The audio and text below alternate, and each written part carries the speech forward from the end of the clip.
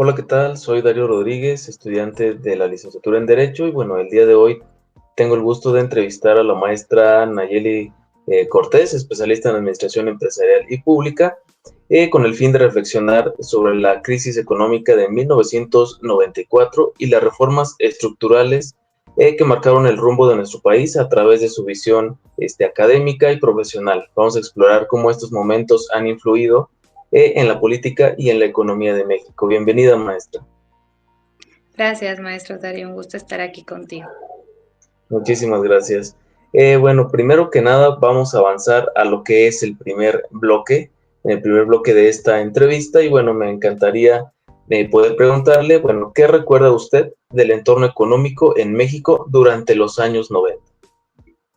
Claro, maestro.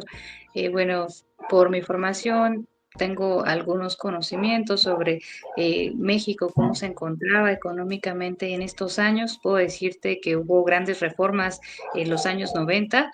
También México buscaba integrarse al comercio internacional, pero en esos años también hubo grandes desequilibrios que en algún momento pues terminaron en una crisis económica. Claro, y bueno, ¿y cómo describiría el gobierno de Carlos Salinas de Gortari en términos económicos? Sí, mira, el presidente Salinas de Gortari implementó un modelo neoliberal.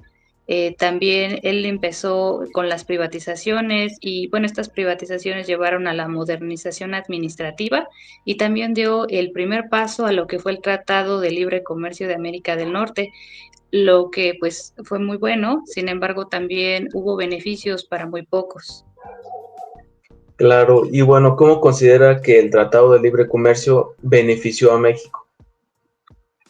Hubo pues beneficios en ciertos sectores, te puedo decir que fueron las exportaciones, también en la industria automotriz, pero esto, como lo mencionaba hace un momento, aumentó la desigualdad porque hubo pues pequeños productores del campo que no se vieron beneficiados pues con este tratado. Claro, y bueno, ¿y qué efectos tuvo la privatización de empresas como Telmex o la banca? Sí, bueno, lo que hizo Salinas de Gortari a través de las privatizaciones, pues él quería modernizar, ¿no? Modernizar, innovar lo que eran los servicios aquí en México y que en este caso, pues no se concentraran en un solo poder, pero pues además también hubo una pérdida de empleos por la poca regularización que había en ese momento y no se tenía pues como una política clara sobre cómo evitar un monopolio.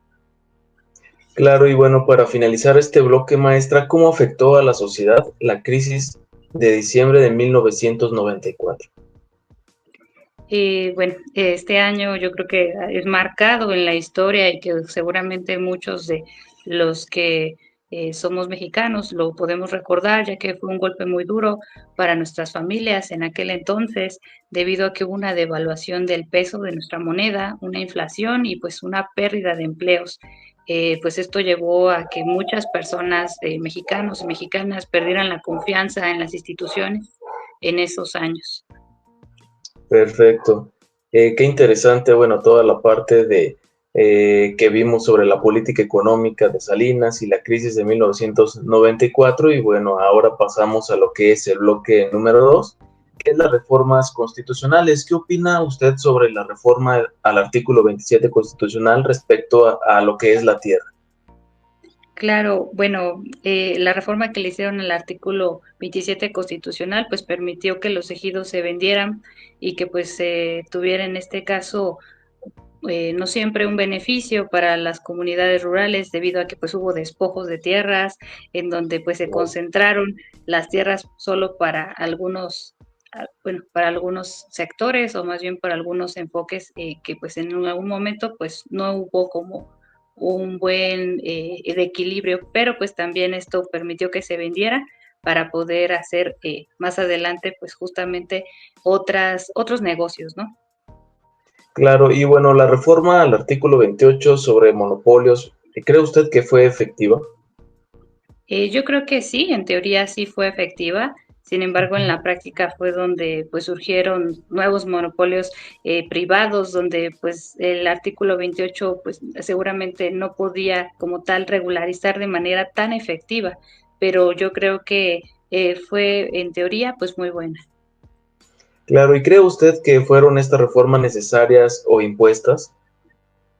Yo creo que sí son de las dos maneras, o sea, fueron necesarias, pero pues también fueron impuestas en su momento, debido a que primeramente México necesitaba adaptarse pues a muchas otras reformas que respondían principalmente a lo que era el Fondo Monetario Internacional y al Banco Mundial en este caso. Claro, y bueno, pasamos también a lo que es a bloque número 3, que es las reformas de Peña Nieto. ¿Cuál reforma de Peña Nieto considera usted que es más importante? Claro, yo creo que la más controversial durante lo que fue el mandato de Enrique Peña Nieto fue la reforma energética, que mucho se habló y bueno, en su entonces se aprobó y sigue vigente hasta el momento. Abrió al sector a empresas privadas, pero pues también cambió la relación que tenía el Estado con los recursos naturales, ¿no? Al poder tener pues abierta la privatización, más bien el tener abierta a empresas privadas, pues cambió mucho lo que era la competencia que había en México y bueno, eso es lo que yo te puedo comentar. Gracias. Y bueno, ¿hay similitud entre Salinas y Peña Nieto?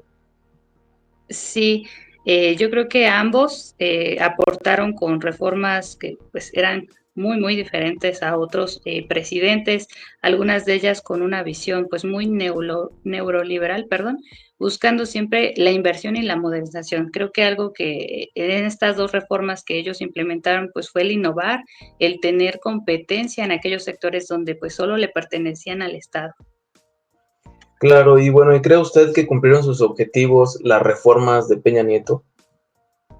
En algunas sí, en lo técnico, pero pues también faltó la captación de lo que fue de la población, debido a que pues esta reforma se implementó sin tener un suficiente diálogo con lo que fue pues la población mexicana y eso generó al inicio mucho rechazo, ¿no? Aunque actualmente pues seguimos con ella, al inicio fue una reforma de la cual muchos no estaban seguros. Claro, maestra. Y bueno, ya para cerrar, ¿qué lecciones deben aprender los gobiernos actuales? ¿Cuáles son las que usted cree que deberían ser? Creo que necesitamos crecer, bueno, crecer económicamente no es lo único, también necesitamos equidad, inclusión y confianza en la ciudadanía, con su participación, claro. ¿Por qué? Porque pues cuando no existe este tipo, eh, pues sí, de necesidad o más bien este tipo de inclusión o de equidad, pues se beneficia a unos pocos, ¿no? Como algunos gobiernos lo han mencionado, el que se beneficia a algunos pocos hace que México se estanque en algún momento.